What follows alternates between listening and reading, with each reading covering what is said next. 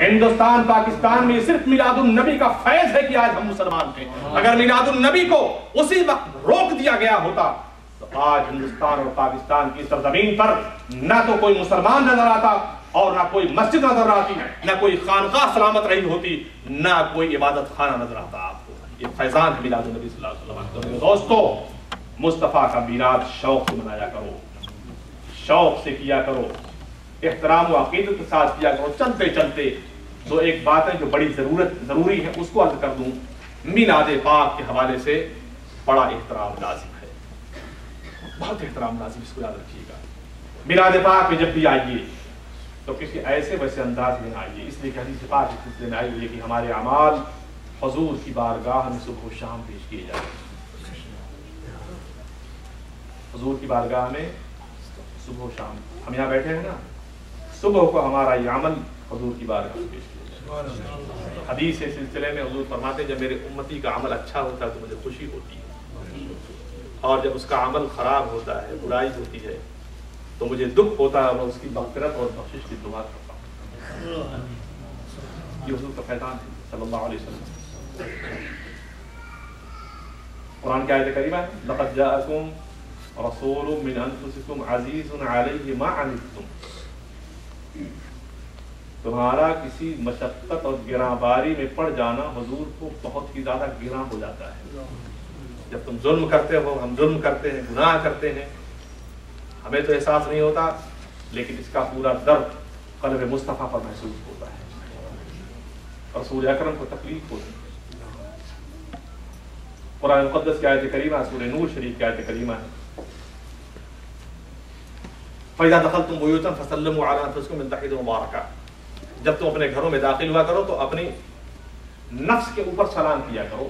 امام قاضی عیاض شفا شریف کے اندر اس آیت کریمہ کی تفسیر بیان کرتے لکھتے ہیں کہ حضور کی روح انور ہر مسلمان کے گھر میں ہوتی ہے. او سبحان اللہ, سبحان اللہ. حضور کی روح پاک ہر مسلمان کے گھر میں ہوتی ہے. لہٰذا جب گھروں میں جاؤ تو اگر کوئی نہ ہو تو مصطفیٰ کی روح کو سلام کیا. سبحان اللہ. خالی گھر میں جا تو کر ان کو سلام, خالی گھر میں جا تو کر ان کو سلام, کیونکہ ہر گھر کی زینت آپ ہے. رسول اکرم ہر گھر کی زینت ہے. آدمی کچھ بھی کہیں کر رہا ہو, صبح کو ہمارے اعمال رسول اکرم کی بارگاہ میں پیش کی جائے. تو جب اس ایسی مجلسوں میں آئیں, احترام کا تقاضا یہ ہے کہ بڑے احترام کے ساتھ, توجہ کے ساتھ, ادب کے ساتھ بیٹھیں تاکہ اللہ کے رسول کی شایان شان مجلس کا احترام و وقار ہو. دوسری بات یہ ہے کہ اس خیال اور تصور کے ساتھ بیٹھا جائے کہ انشاءاللہ تبارک تعالی حضور ہمارے اس عمل سے ضرور خوش ہوں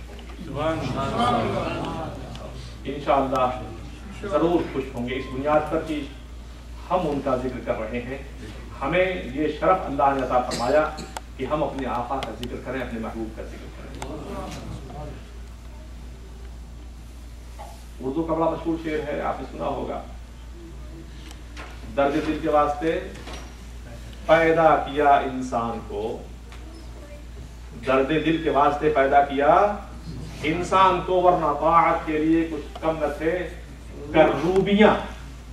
جس کو بعض لوگ کرو بیاں پڑھ دیتے ہیں, یہ غلط لفظ ہے. کروب لفظ ہے اصل میں. کروب کہتے ہیں اللہ کی بارگاہ کے سب سے قریبی فرشتے کو. درد دل کے واسطے پیدا کیا انسان کو, ورنہ طاعت کے لیے کچھ کم نہ تھے کروبیاں. فرشتے اللہ کی ہم تسبیح تحلیل میں 24 گھنٹہ لگے رہتے ہیں, کیا کم تھا. مگر نہیں, یہ شرف اس نے ہم کو دیا ہے کہ ہم اس کا ذکر, اس کے حبیب کا ذکر کریں. تو اس تقاضے کو دماغ میں رکھیے گا کہ اللہ کے رسول ہم سے اور ہمارے ذکر سے خوش ہو. اور یا رسول اللہ, کل حشر میں جب ہمارے نامہ اعمال کھولے جائیں تو ہمارے گناہوں پر آپ اپنے دامن کرم کو پردہ پوشی کے طور پر یا رسول اللہ نواز دیجیے. ہمارے پاس کچھ بھی نہیں ہے. وَلَوْ أَنَّهُمْ ظَلْمُوا أَنفُسَهُمْ جَاءُوا فَاسْتَغْفَرُوا اللَّهَ وَاسْتَغْفَرَ لَهُمُ الرَّسُولُ لَوَجَدُوا اللَّهَ تَوَّابًا رَحِيمًا. سورہ نساء شریف پارہ نمبر 5. اور اگر لوگ اپنی جانوں پر ظلم کر کے رسول آپ کی بارگاہ میں آئیں، اللہ سے اپنے اس ظلم کی مغفرت اور بخشش چاہیں. اور یہ حبیب صلی اللہ علیہ وسلم آپ اس ظلم کرنے والے کی مغفرت و بخشش اللہ سے طلب فرمائیں، یقیناً اللہ کو توبہ قبول کرنے والا، رحم فرمانے والا پائیں گے. اس حدیث اس آیت کریمہ کے ضمن میں واقعہ لکھا ہوا ہے.